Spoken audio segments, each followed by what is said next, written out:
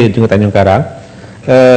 Tanjung Karang telah membangkitkan tentang operasi lalang, yang mengatakan bahawa dicetuskan oleh pembangkang. Tapi saya nak tanya, adakah, saya rasa saya khawatirlah, takut Tanjung Karang ni mungkin ada masalah amnesia, dia lupa. Jadi saya nak katakan, kalau Tanjung Karang bersikap jujur, dia sejarah, tak boleh nak dinafikan. Dia bermula daripada MCA dengan UMNO sendiri, di mana ucapan daripada pekan ketika itu Ketua Pemuda, dia bercakap, marilah kita titiskan darah Cina dengan keris. Itu ucapan. Ini ucapan, dan dia bermula dengan Lee Kim Sai. Dengar dulu, dengan Lee Kim Sai. Biar saya cakap dulu, saya tak habis lagi. Bagi saya dulu. Sekejap je. Saya faham. Jadi Lee Kim Sai, sekejap apa yang bermakna cakap. Ya, Tanjung Karang dengan Sepang. Duduk sekejap. Sekejap.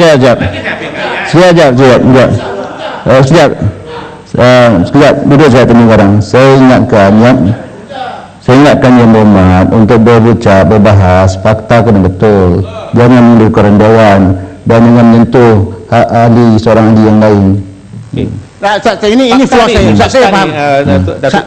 Saya faham. Siap. Saya tak habiskan. Ini the center, okey? Cukup, saya faham. Tak, kenapa dalam kes itu ni judul report tidak menyatakan Lee Kim Sai itu telah pergi ke Australia. Lee Kim Sai tidak ditahan bawah IC. Yang ditahan adalah pemimpin DAP, termasuk daripada Luhur ditahan. Ini Sepang. Menteri. Ya.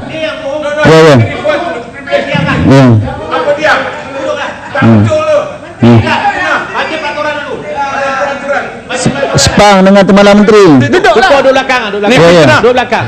Apa? Yang Berhormat. Saya nak betulkan fakta. Inilah seorang ahli parlimen yang lupa daratan inilah. Dia tak faham sejarah. Macam tu Yang Berhormat sekolah pun belum lagi kali. Saya di sana ini dia kena tahan ESA tau. Sebab operasi lalang.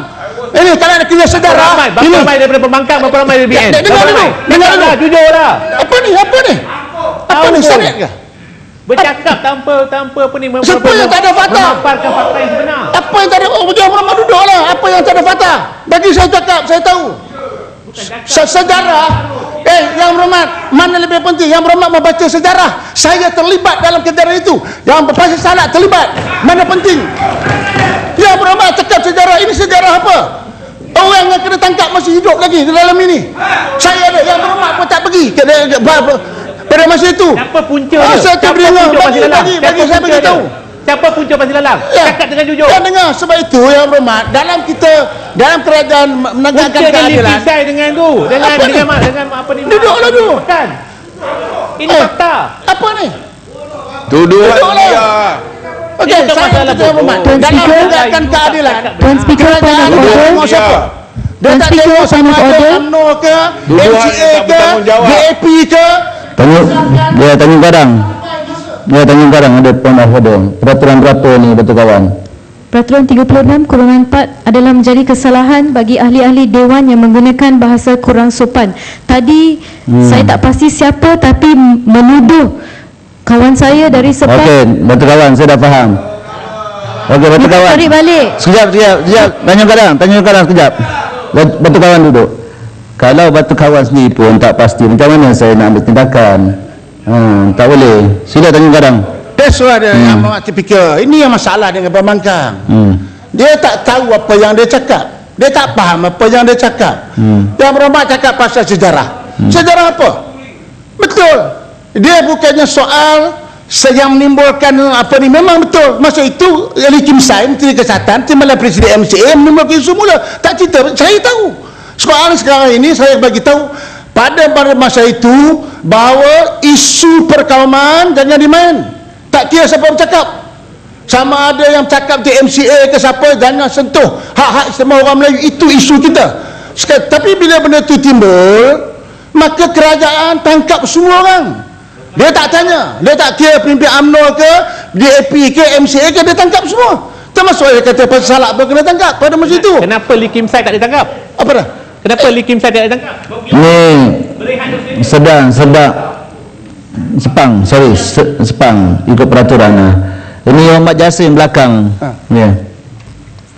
Terima kasih Yang Berhormat Tuan Speaker, terima kasih Yang Berhormat Tanjung Karang. Saya ingin mengucapkan tahniah kepada Yang Berhormat Tanjung Karang lah. Sebagai seorang peguam, kemungkinan Yang Berhormat Tanjung Karang dapat berhujah bukan sahaja dengan fakta perundangan, bahkan dengan sejarah. Kita dapat lihat pada hari ini apa juga bil yang kita cuba bentangkan untuk kebaikan, untuk ketenteraman awam, nampaknya tidak dapat sokongan. Bukan saja tidak dapat sokongan, ditolak pula tu. Kerajaan begitu terbuka sekali. Satu ketika dulu kita mansuhkan ISA, kita mansuhkan Akta Hasutan, kita mansuhkan EO, kita mansuhkan RR. Tak cukup lagi kerana keterbukaan kerajaan. Tetapi apa juga bil yang kita cuba bentangkan untuk penambahbaikan, seolah-olah nak ditolak. Tadi saya tengok daripada apa tu Bedang Serai nak tolak undang-undang ni. Undang-undang ni kita tengok undang-undang ni untuk penambahbaikan. Adakah kita mahu tengok negara kita tak ada undang-undang? Lawless country. Satu yang Berhormat, saya nak tanya satu lagi ni. Undang-undang ni mudah betul. Yang kita punya bil ni untuk memperkukuhkan undang-undang yang sedia ada. Kerana undang-undang sedia ada tidak dapat membenteras jenayah-jenayah national crime. Memperdagangkan manusia mudah aja. Itu pun nak tolak ke? Jadi ini nakkan negara kita ni tak usah ada undang-undang. Itu agaknya apa yang pembangkang tak? Apa mana pandangan Yang Berhormat? Terima kasih Yang Berhormat Jasin. Saya dah kata tadi bahawa pembangkang dia berasaskan kepada imajinasi. Kita bercakap soal fakta. Daripada segi sejarah, bila sebut ancaman keselamatan negara, bila komuni habis, komuni dah selesai dah. Saya nak bagi tahu ancaman ini sentiasa berjalan. Asas perubahan kaum pada masa itu 69 soal kaum, tahun 1987 pun soal kaum, tak ada timbul soal agama lagi. Pada ketika itu tak ada soal agama, hanya kaum, soal Melayu bukan Melayu. Kita gunakan esei aman. Dan sekarang ni apa ancaman kita sekarang ni? Ialah jenayah yang terancang, yang saya kata tadi. Tak pernah lagi kita berlaku, saya tak tahulah. Dulu mana berani nak tunjuk kepala gangster-gangster ini berarak mengiring jenazah kawan dia, dah jadi pegang koboi. Dan kalau kita tengok perakaan di sini, buat masa ini terdapat sebanyak 49 kumpulan jenayah terancang yang beroperasi di seluruh Malaysia, yang mempunyai anggota melebihi 43,000 orang. Ini bukan satu bilangan yang kecil. 43,000 orang yang melakukan jenayah kekerasan, terutamanya bunuh. 440 kes oleh kumpulan ini. Jenayah terancang 213. Kemudian kecederaan terhadap orang awam lebih 6,000 kes pada tahun 2012. Yang saya kata bunuh 440 tu 440 kes lah pada sehingga 2013. Kecederaan terhadap orang awam lebih 6,000 kes pada tahun 2012. Jenayah terhadap harta awam dan 123,719 kes, dan yang melibatkan berbagai hampir rasa RM 1 bilion. Banyak lagi. Bukan bermakna polis kita lemah. Kalau polis kita lemah, takkan kita tengok banyak operasi-operasi mereka yang berjaya. Saya bukan macam nak ulang benda yang sama. Sebab saya tahu bahawa perkara yang dibawa oleh kerajaan ini, setelah kita lihat bahawa kita kena memberikan kuasa-kuasa yang lebih kepada pihak polis sebagai contoh. Dan kita nak balik kepada bil ini, yang saya nak bagi tahu mengapa artikel 149 ini masih lagi relevan. Kerana ancaman dalam negara kita ini berbeza-beza. Di antara tahun komunis, rusahan kaum, now penjenayah sedang mengancam negara kita. Dan juga mengapa yang kita nak takut kalau kita tidak terlibat di dalam jenayah. Mengapa yang kita merasa risau? Apakah yang dikatakan hak asasi? Apa? Nak kira hak asasi penjenayah? Hak asasi mangsa yang kena saman? Hak asasi keluarga yang kena bunuh? Tak mahu mikir ke? Dan saya bagi tahu, takkan polis sewenang-wenangnya nak pakai undang-undang yang tangkap tapi bicara ni. CPC kita ada. Dan yang bermak apa kita tadi, yang terancam 1 atau 2, ini bukan 1 atau 2, ada 43,000 orang. Jadi bermakna kita kena bercakap tengok kepada fakta. Satu penjelasan saja boleh. Penjelasan. Okey, penjelasan. Tu saya berhujah. Ya. Sila. Terima kasih Datuk Timbalan yang di-Ketua. Saya nak tanya Tanjung Karan, isu geng-geng ataupun geng-geng yang banyak ini memang suatu isu lama. Apabila saya baru menjadi peguam 28 tahun yang lepas, mula saja jadi peguam, polis pun bagi tahu saya di Manjung saja sudah ada 40 geng, tapi ada yang aktif, ada tak aktif. Yang isunya ialah polis boleh mengawal atau tidak. Jadi sudah berpuluh-puluh tahun ini memang geng-geng ini sudah ada. Isunya penguatkuasaan dan cara mengawal mereka. Tak payahlah kita gunakan undang-undang yang sosma ini.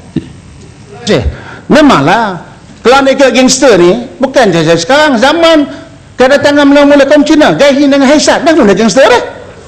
Ini sejarah, jangan nak menafikan sejarah. Dah mula dah, satu kumpulan Haisat, satu kumpulan Gaihin. Sebab itu kita kena baca sejarah negara kita macam mana. Jadi sebab itu memang kita tak nafikan bahawa di mana juga mesti ada kumpulan-kumpulan ini, tetapi cara pilihan telah diambil. Apabila sebab itu kita ada dulu EO, kita ada RR, dan saya dah bagi tahu dulu EO ni apa tugas dia. Sebab kumpulan ni dia ada 2 jenis. Satu semalam yang dipertikaikan, non-crime, serious crime and non-serious crime. Memanglah dia ada 2. Apa yang dikatakan serious crime? Ini kegiatan kita jenayah yang menggunakan keganasan, yang bunuh orang, yang pergi pukul orang, yang menggunakan kekerasan. Itu dulu digunakan EO. EO itulah guna dia. Tetapi ada lagi satu kesalahan yang dia panggil kekerasan non-violent ini. Apa? Tokek pelacur, tokek judi, tokek nomeko, ini dah tak ada violent. Tokek VCD ini dia langsung tak ada violent. Tetapi dia menyalahi undang-undang. Sebab itu kita ada Akta Kediaman Terhad. Tetapi sekarang bila dua undang-undang itu sudah tidak ada, maka kita lihat bahawa berapa ramai kita tanya bahawa 2,000 orang lebih menteri dalam ni pun dah bagi tahu. Bila mereka ni dibebaskan, mereka pergi cari siapa-siapa yang jadi saksi, ada orang tak bersalah pergi dibunuh balik. Sebab itulah sehingga tahun 440 dekat 2013 tak 440 kes kita bunuh. Jadi Tanjung Karang kita sambung 2,5. oh tak boleh menteri je. Saya dah sambung 2,5. Sambung. Ya, yang mat sekarang kita sambung 2,5. Okey, terima kasih.